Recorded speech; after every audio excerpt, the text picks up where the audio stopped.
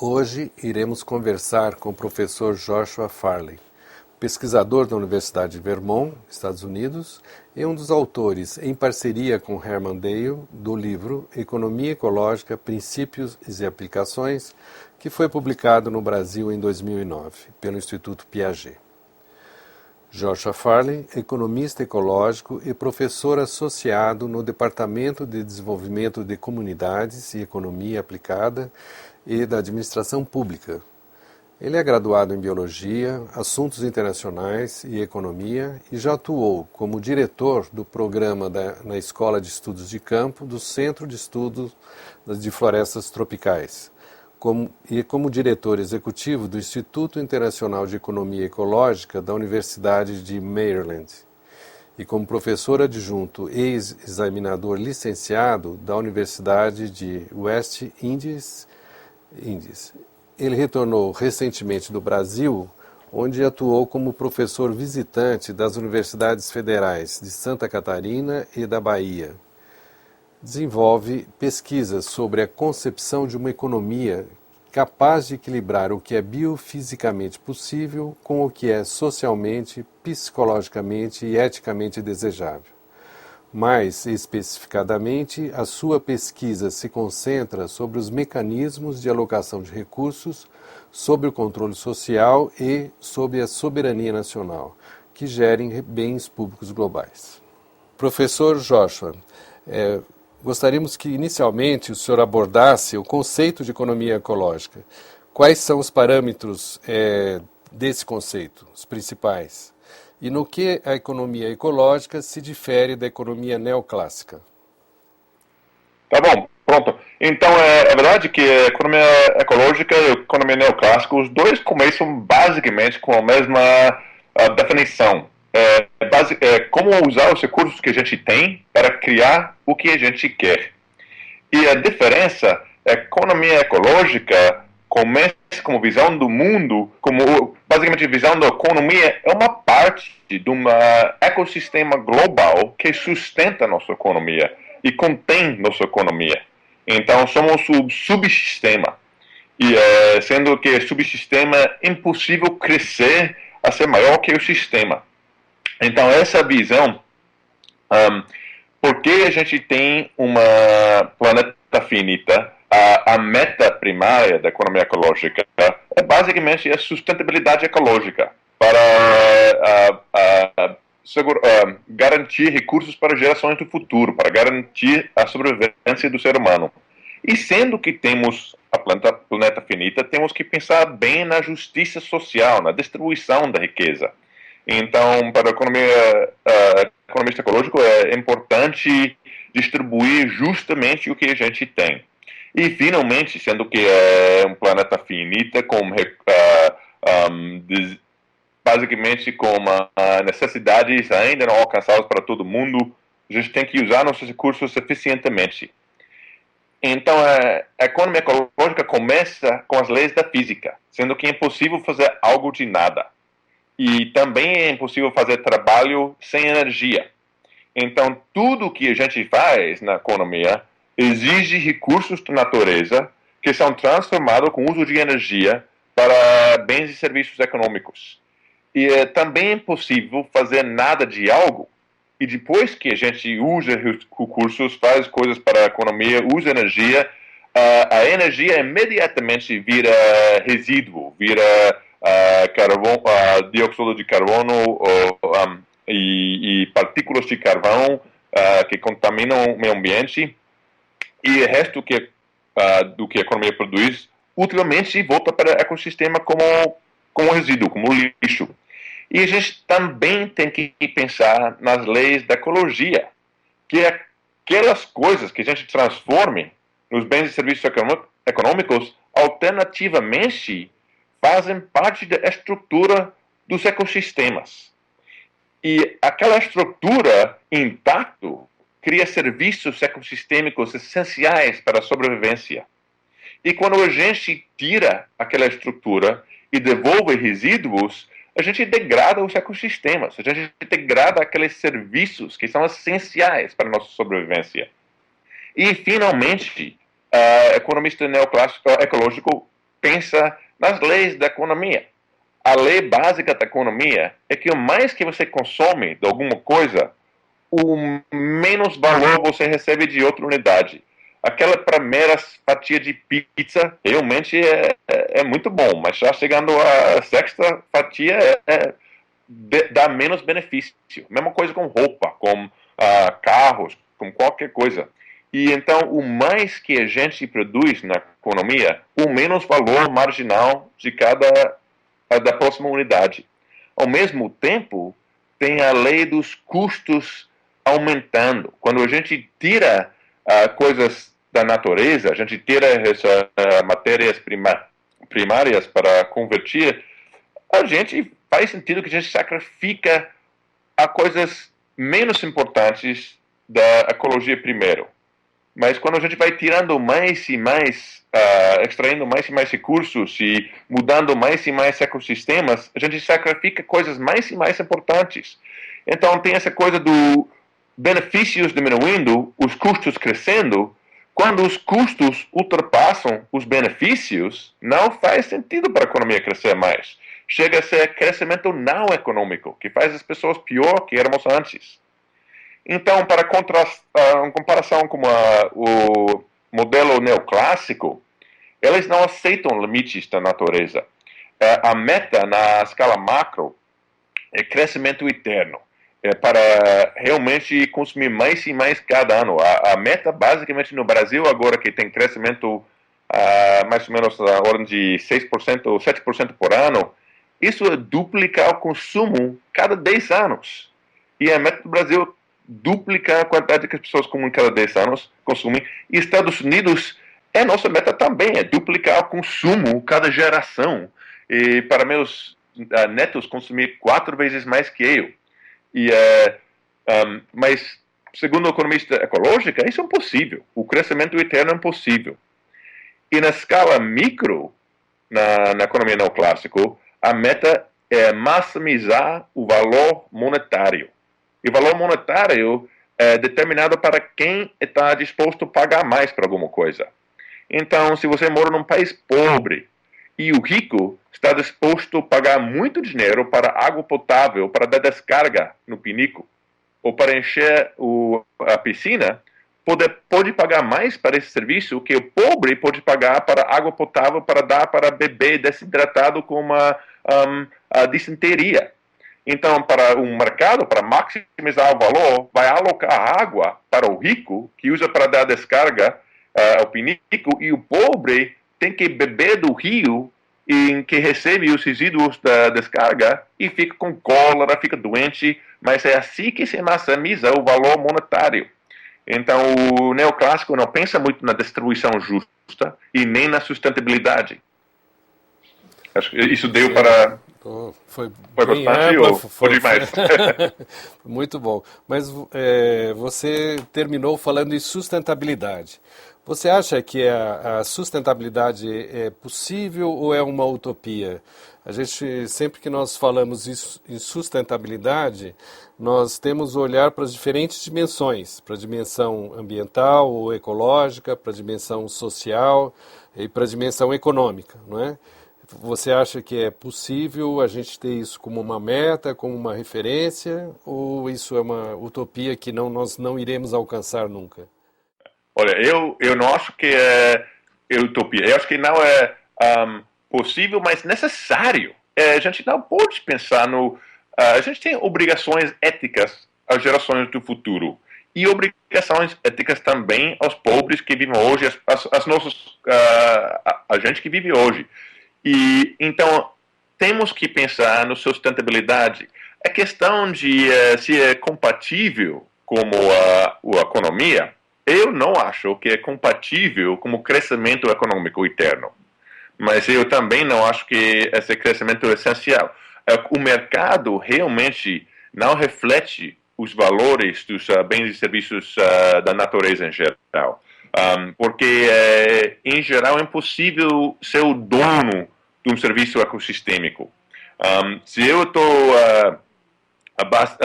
cuidando da bacia em cima de uma cidade, tratando bem as árvores, e eles, quando a chuva bate nas árvores, cai no chão como uma água fina absorto e entra devagar no solo e vai controlando os enchentes, controlando as secas. Eu não posso vender esse serviço, porque você pode usar aquele serviço me pagando ou não. Então, o mercado, eu não tenho incentivo, como economia de mercado, de abastecer os serviços ecossistêmicos, porque não sou pago. Em contraste, eu sou pago para desmatar a floresta, vender madeira, plantar colheitas talvez não sustentáveis no solo, causando erosão. Eu sou pago para isso. Então, mas sistemas econômicos evoluíam sempre. O mercado é uma coisa recente, tem 200 anos. A economia de mercado só começou quando a gente teve os recursos de petróleo, de carvão. Antes disso, a gente teve outro sistema econômico.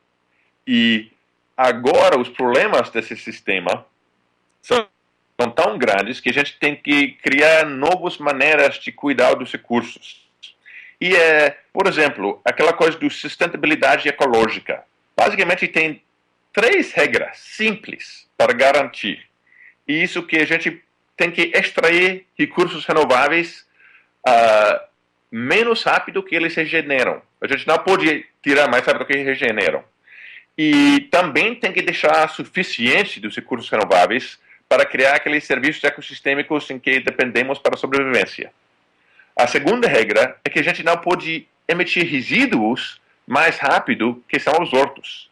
Enquanto a gente emite carbono na atmosfera mais devagar que absorto, não tem problema. Logo que entra mais rápido que absorto, vai acumulando, causando problemas. Então, essa segunda regra nunca pode emitir mais rápido que absorto. A terceira regra é que a gente também depende para a nossa sobrevivência nos recursos não renováveis. Não tem maneira justa de dividir entre todas as gerações, porque são finitos. Então, a regra aqui é que não pode usar aqueles recursos não renováveis mais rápido que se desenvolve substitutos renováveis. Então, enquanto a gente vai acabando com petróleo, a gente tem que desenvolver energia alternativa renovável. Então, mas o mercado não vai cuidar dessas regras. Por exemplo, as gerações do futuro não podem votar no mercado de hoje. O mercado assume que todos os recursos pertencem a essa geração, não pensa no futuro. Como falei antes, não pensa nos pobres, porque eles não podem votar com dinheiro no mercado. Então, a gente tem que criar regras. Por exemplo, a gente pode ter uma cota, um limite na quantidade de carbono que pode emitir na atmosfera.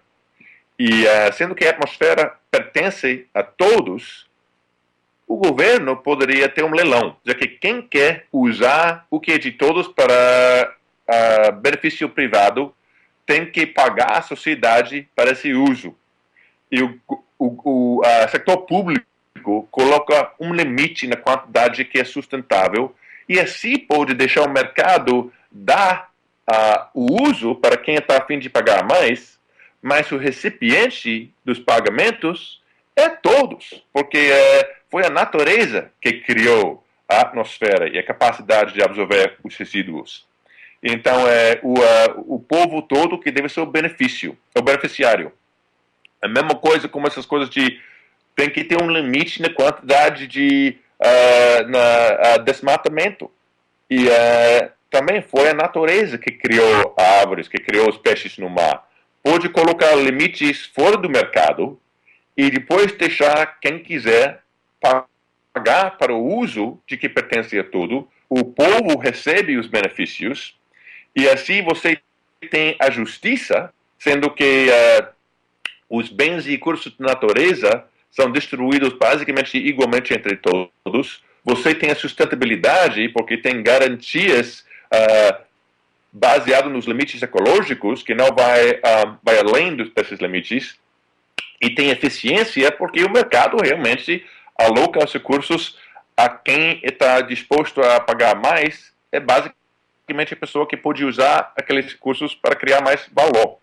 Então, eu diria que numa planeta finita, a economia vai acabar se a gente não cria essas regras de sustentabilidade e justiça. Porque também, sem justiça, o pobre pensa em colocar comida na barriga do filho.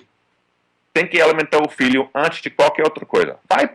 Vai pescar o último peixe, vai cortar a última árvore para alimentar o filho. Então, sem justiça não tem sustentabilidade, e sem sustentabilidade não tem economia. Então, a gente tem que pensar nas três coisas juntos, mas a gente tem que ser daquela caixa de pensar só no mercado, que o mercado é um sistema econômico recente, novo, e a gente tem uma história do ser humano há 200 mil anos. Então, e só os últimos 200 anos a gente usa a economia de mercado. Então, o sistema tem que evoluir para enfrentar os novos escassezes, os novos desafios da planeta finita. Então, professor, para a gente chegar nessa condição, a gente dependeria também de uma outra dimensão, né, além da ambiental, que é a dimensão política, me parece, que é a dimensão da governança, para que a gente conseguisse efetivamente construir um pacto social.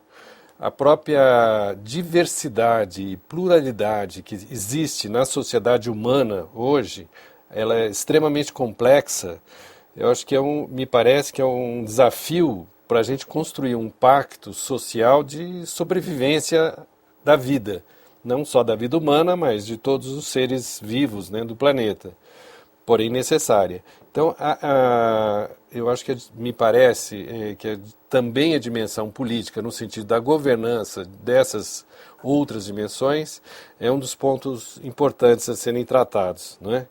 Eu queria emendar essa minha observação, depois você comenta sobre ela, se quiser, com a Conferência das Nações Unidas para o Desenvolvimento Sustentável, prevista para acontecer agora esse ano aqui no Rio de Janeiro, né, no Brasil. Né?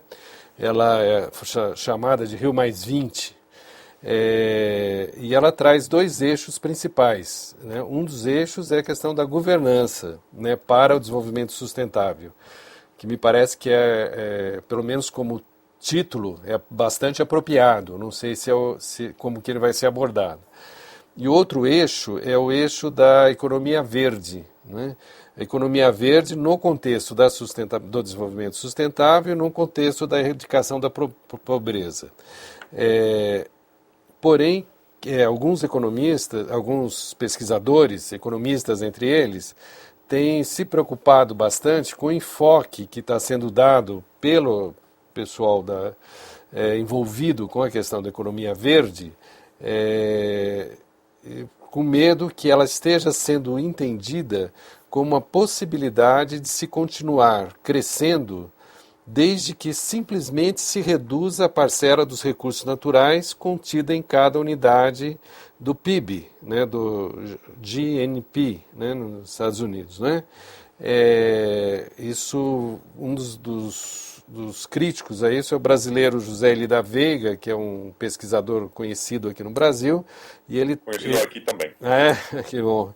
E ele tem trabalhado muito com o conceito de prosperidade sem crescimento, que é um conceito do Tim Jackson, né, daquele livro do Tim Jackson, do relatório que foi feito na Inglaterra. Não é?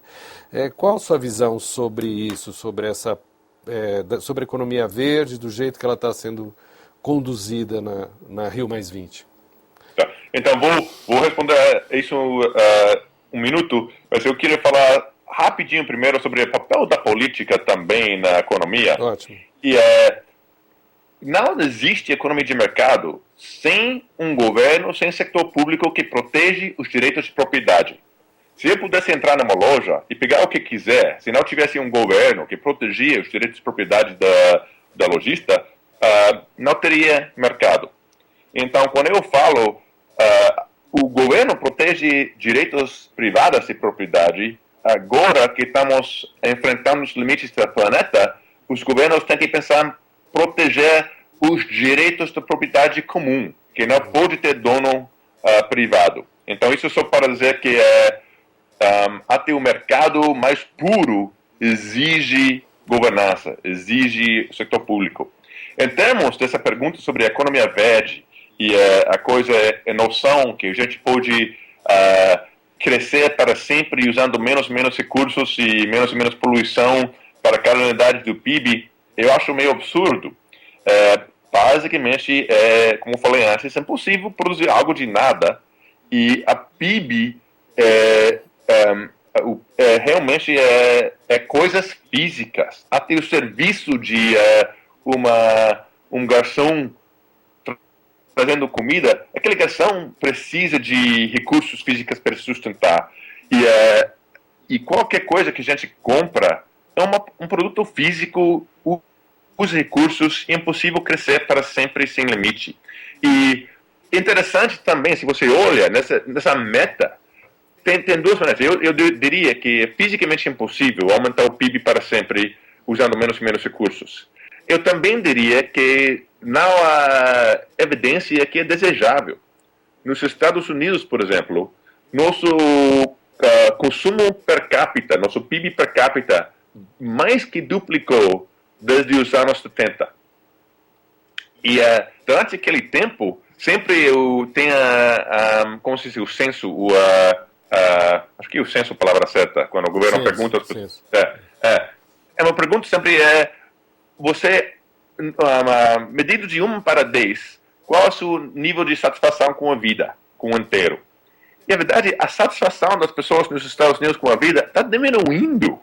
A economia duplicou em tamanho e as pessoas são menos felizes, menos satisfeitos. Então, para que se não há evidência, uma coisa para quê? Então, eu diria que é impossível, também que não é desejável, mas falando sobre a possibilidade do PIB aumentar, que o PIB é meio esquisito. Você deve lembrar que em 2007, o preço das grãos realmente teve muito seca, a agricultura produziu menos que normal. E o preço dos grãos triplicou. E o PIB multiplica o preço pela quantidade. Então, a quantidade diminuiu um pouco, o preço triplicou, pela PIB foi ótimo. A contribuição dos grãos para a PIB foi fantástico. Mesma coisa em 2007, ou 2008. Entre 2005 e 2008, o preço do petróleo triplicou. E o PIB mostra isso como coisa fantástica. Na verdade, foi causado pela escassez. Então, para mim, o PIB é uma medida de custos, não de benefícios. E o exemplo que uso sempre também é nos Estados Unidos, a gente gasta 17% do nosso PIB na saúde. E em comparação com qualquer país na Europa, somos piores. A gente tem esperança de vida menos, a mortalidade infantil é menos, a obesidade é mais. Então, todos os indicadores de saúde somos piores que a Europa. Se a meta é ter saúde boa, o preço bom, a gente tem o pior sistema de saúde entre os países desenvolvidos. Se a meta é simplesmente aumentar o PIB, temos o melhor sistema do mundo, sem comparação, que a gente gasta 17% do PIB nisso. Então, pensando bem, eu acho bastante óbvio que PIB é um custo, não um benefício. E por que a gente queria aumentar os custos para sempre? Em geral, o custo, quando você compra um carro, o custo do carro é correlacionado ao benefício também, mas não sempre. Você não vai para a loja para gastar o mais possível. Você quer o mais serviço ao preço mínimo. E isso é como a gente deve pensar na economia. E para mim, crescimento verde é uma meta boa, mas crescimento verde é aumentar a capacidade de natureza produzir bens e serviços. O verde é que deve crescer. E o verde é o capital natural. Tá ótimo. Muito boa a sua contribuição e eu gostaria, para a gente encerrar essa gravação, que você falasse algo para os nossos alunos, né, de engenharia ambiental, alunos e alunas, que é o objeto principal dessa entrevista, deles ouvirem essa entrevista. Então, falar alguma coisa, eu acho que estamos numa fase crítica da humanidade, que a gente enfrenta limites ecológicos, a gente enfrenta crescimento da desigualdade, e tem muitos estudos que mostram que as sociedades com mais desigualdade são as sociedades com mais problemas sociais e mais problemas da saúde física. A sociedade de baixa renda, com muita igualdade em geral, tem melhores indicadores de saúde social que sociedades ricas. Então, mas eu diria que enfrentando essas crises ecológicas e econômicas, a gente tem que começar a pensar de uma maneira diferente. A gente tem que olhar fora da caixa, como eu diria, pensar em outros sistemas econômicos, outras instituições econômicas. Eu diria que aquela coisa de proteger o capital natural, investir no capital natural é extremamente importante. O Brasil realmente é um líder mundial nas leis, por exemplo, o Código Florestal, que basicamente o Código Florestal pode pensar dizer que esses serviços ecossistêmicos produzidos para nossos ecossistemas são a propriedade de todo brasileiro, é um direito comum que todo brasileiro tem. Então o setor privado não pode acabar com os bens e serviços que devem pertencer a todo, e muitas coisas nessas coisas assim, o Brasil acho que é um líder mundial, apesar de não Código Florestal realmente eu sei que está sendo debatido, e caminho não muito bom, eu acho. Mas eu acho que essa engenharia ambiental vai fazer uma contribuição importantíssima para resolver os problemas que a gente enfrenta. E vocês vão ter bastante desafios, e realmente o trabalho é muito mais interessante quando você consegue resolver os desafios. E então vocês têm uma carreira super interessante em frente, me parece, e super importante. Obrigado, Joshua. Obrigado mais uma vez aí pela sua disponibilidade, você ter roubado seu tempo para poder estar conversando com a gente aqui. Agradeço novamente a excelente contribuição do professor Joshua. Com a certeza que todos os que nos acompanham têm agora maiores informações sobre esse tema que está presente no cotidiano de todos nós. Para quem tiver interesse, estão sendo mostrados na tela 2 sites com entrevista com o professor Joshua Farley sobre economia ecológica. Ou ainda, podem ler o livro que ele publicou no Brasil, em conjunto com Herman Daly, denominado Economia Ecológica, Princípios e Aplicações. Boas leituras e boas reflexões.